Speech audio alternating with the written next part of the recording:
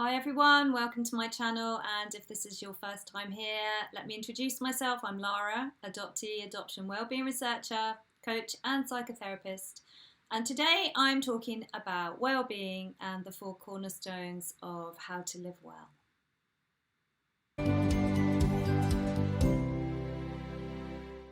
As you know from the things that I talk about and the research that I carried out, there are two things that really matter to me.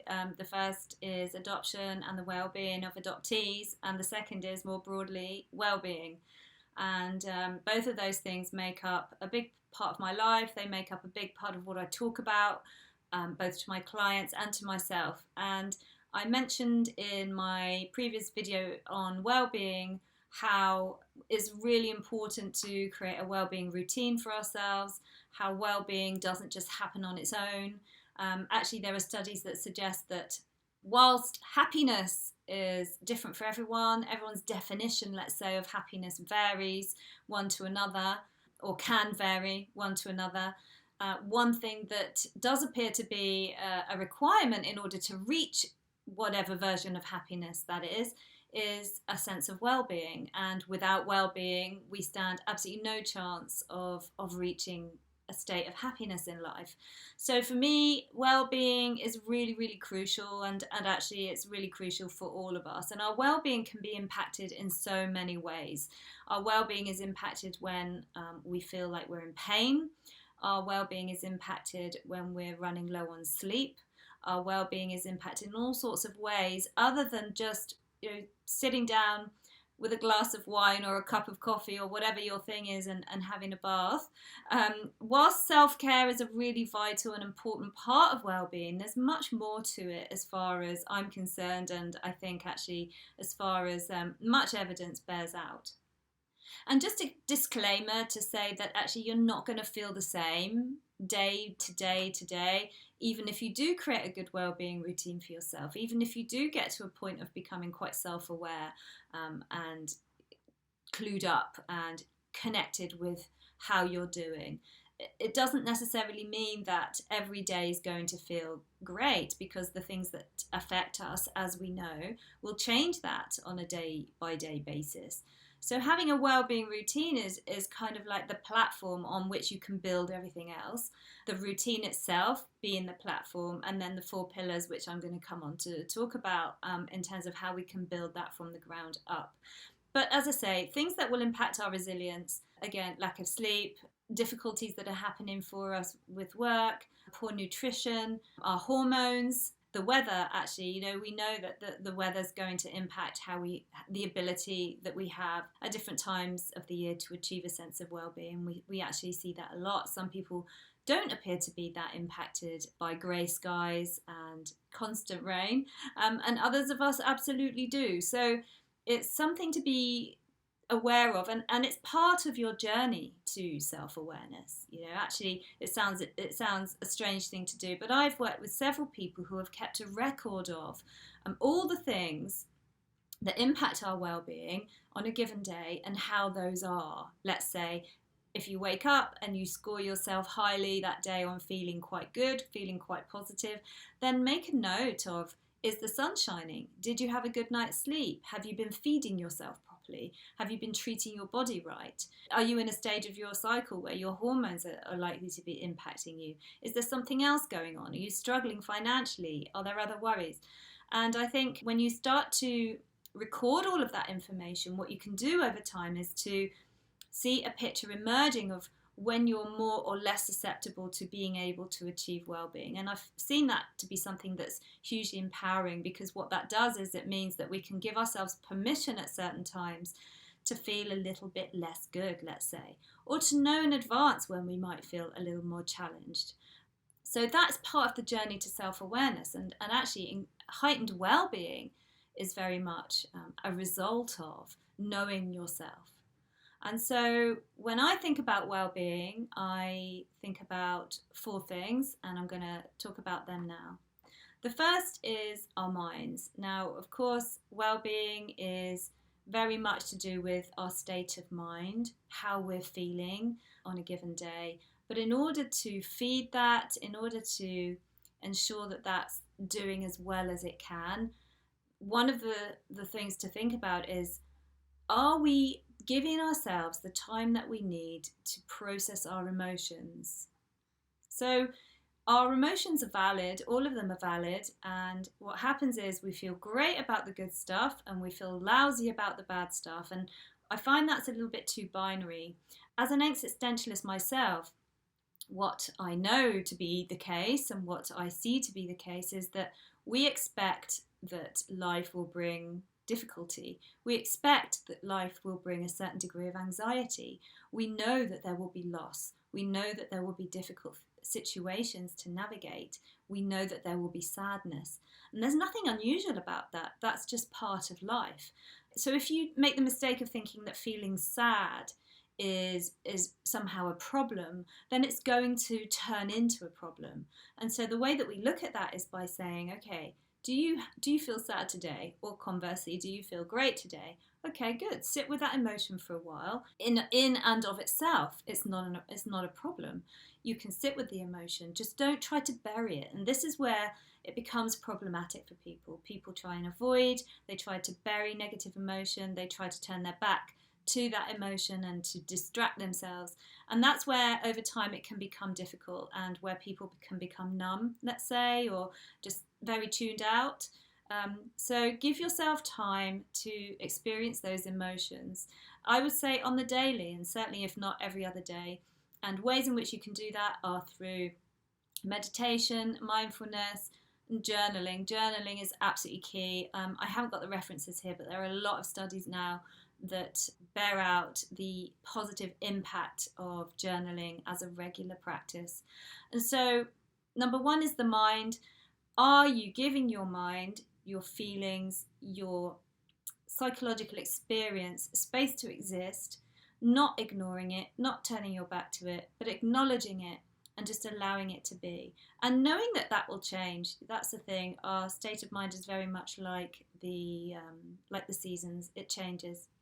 So not only giving space for our emotions, the other side of where the mind comes into well-being is that what we know about it is that we need to challenge our minds. Certainly in terms of anxiety, we know that the thoughts that we have no basis for truth in many cases, and yet we get very caught up with spending a lot of emotional energy believing the thought. I've heard a couple of really good ways of thinking about this. I heard one person say, think of your anxious thought as a clown that's just trying to entertain you. You just laugh at that thought. But whatever you do, don't believe every thought that your brain is capable of producing, because you will get caught up in it. You will have panic, you will have anxiety, and you will lose the moment. So that's the first way in which we need to challenge our minds. And the second way in which we challenge our minds is that we need to keep on developing them. One of the ways in which we do that is by learning new skills, is by lifelong learning, is by just constantly developing ourselves in some small way. And that absolutely does not have to be achieving anything amazing. But as I say, learning something new. It could be something super simple. I had a client who was very, very down, very good at his job, had reached a very, very senior level actually, and yet was really, really struggling. And he decided that he was going to learn, for him it was bridge, which is a very complicated game, I gather. I don't know how to play. It's not an understatement to say that it was actually life-changing for him. It injected him with a new energy and some new vitality. And it was a challenge because he had to learn it, he had to apply himself, and it was exciting. That's just an example, but it could be anything. So challenging your mind to keep it growing is super important. So that was number one, the mind. Number two is the body. The mind-body connection is absolutely crucial, which is why we know that if we're in pain, any sort of a discomfort, that our resilience is impacted and therefore our well-being is impacted. So we have an absolute duty to ourselves to treat our bodies with respect when we can. So what does that mean? Well, it means feeding yourself right. It doesn't mean never having a treat, but it does mean, on the whole, feeding yourself with the right nutrients, being mindful of what you're putting into your body and how some of those things impact you. So, for example, sugars, how those will impact your mood. Caffeine, how those will impact your mood and your performance. Sleep, how that impacts your body. And therefore keeping your body strong is also a really vital part of that. Now that might just be walking, that might just be cycling. You know, we've heard of how important it is to keep our bodies moving, and it's not that often spoken about in terms of emotional well-being, but we know it to be true. And it's really helped women who are menopausal, it's really helped people with their depression, it's helped people in all sorts of well-being studies. So keeping your body, being mindful of how you're treating your body as point number 2 is absolutely crucial. And as I say, that's not to say that you can never have a treat or never have a day off. You know, that's, again, life is always, for me, it's the kind of, I use the 80-20 in my life a lot, that, you know, you're trying to achieve to get things about right 80% of the time. It can never be 100% of the time. That's just not possible. But if you're striving for that, then you're much more likely to hit those goals most of the time, and your body will benefit, and therefore your well-being will also benefit. Number 3 is the heart. And when I think about the heart, what I think about is, firstly, obviously the self-love stuff, which comes from the self-care and how we perceive ourselves in terms of whether we think we are worthy of prioritization and self-love and all of those. And very often that's the obstacle that people need to overcome. And that could be deeper work. That could be work that you might look to undertake with a therapist. Issues of self-worth can be very damaging to one's well-being, because, you know, we do see that people don't prioritize themselves because they just don't think they're worth it. So that's something to definitely work through. But yes, in terms of love, the self-love and making the priority for the self, giving the self permission to connect and to slow down, to stop, to breathe, to take a moment, to do something nice for the self. And then also love and compassion, I think, is where I'm coming at from this, you know, in terms of, are you always able to see the other person's perspective? And I'm not thinking of any particular other person or other group of people when I say that, but, you know, conflict exists. I always find it quite interesting how people find that communicating a difference of opinion feels like conflict. I mean, for me, that's just down to poor communication skill, but actually, and which is something that can be developed. So what I'm trying to say is that there are always going to be those situations whereby we don't agree with the other person. And whilst it's important to be true and authentic to yourself and your own view, can you view that other person's point of view with compassion? And so when I think about the third thing, which is the heart, is, am I treating myself with respect? And am I treating others, where possible, with compassion? And the way in which I do that is I think about all of my interactions in the previous kind of 24 hours or last couple of days. And I know, we all know really, you know, if there's something that I could have done better, if there was something that I said that came from a less than compassionate place.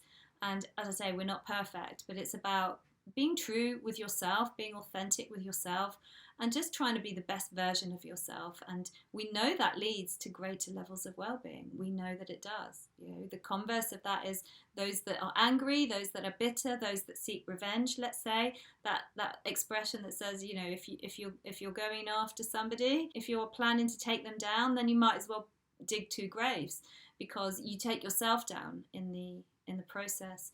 So that's how I think about that. It's about trying to come at things from a compassionate angle, knowing that that will increase your ability to achieve well-being.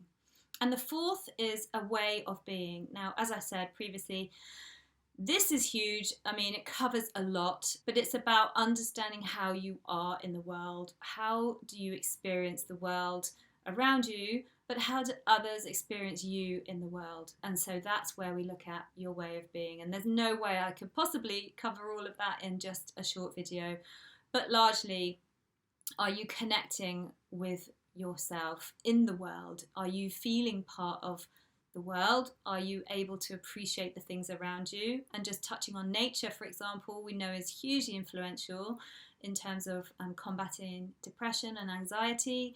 And the practice of gratitude, which I also talk about a lot, is about how we find ourselves in the world, whether we're able to connect with that world and to appreciate it. So being connected to the world and to what we have in it is a first part of that. Are you authentic? Are you speaking your truth? Are you being truthful with yourself? Are you being truthful where possible with others? Do you have boundaries? Are you able to exert your boundaries and assert yourself? Are you able to speak about the things that don't feel great? Are you able to stop people taking advantage of you and doing that in a kind way? Again, exerting boundaries doesn't need to result in conflict. It's about you being true to yourself first and foremost. And so there are lots of aspects of a way of being. I think one of the most really important parts of way of being that will impact is whether you take yourself too seriously. Are you somebody who can also laugh at yourself, which I think is quite crucial in this world, and to not to be able to kind of take that on and allow it to weigh you down. So those are some of the ways of being, and just sort of generally being quite light, actually, just kind of going through life where possible with a lightness. Things get difficult, but there'll be days where that's challenging. But if you can try and strive for that lightness, in the end, we are really insignificant. I know that's probably the philosopher in me coming out, the existentialist, but we're here for a finite amount of time, and then we're gone. So we've got to try and enjoy it. We've got to try and make the most of it. We've got to try and live with well-being, because in years from now, it just won't matter. And so we lose days and days being anxious, being low, and for what in the end? So we've got to try and look at how we can do that, how we can improve that for ourselves. And so when I think about it in my daily practice of checking in with myself, those are the 4 pillars that I think about. I question whether I'm doing what I think I should be doing in each of those 4 things, and try and commit to improving those that I feel like I could do better. So again, those are the mind, the body, the heart, and the way of being. And I invite you to have a think about that, and do let me know what your thoughts on that are. I'm always super interested to start conversations around this. And just briefly, my interest in well-being is generic, but absolutely as a result of struggling to achieve well-being myself as an adoptee, that's what led me to researching well-being more generally, but also then as a comparison to the more general findings, well-being in the adoptee group, which you can find on my adoption playlist on this channel. So I kind of got the two things that are very important to me going in parallel on this channel. And if you find this helpful, if you find this useful, then please do share, forward on, tell your friends, and subscribe and like. And I'm really keen to start conversations around this, so please do comment and I will get back to you. Thank you for watching.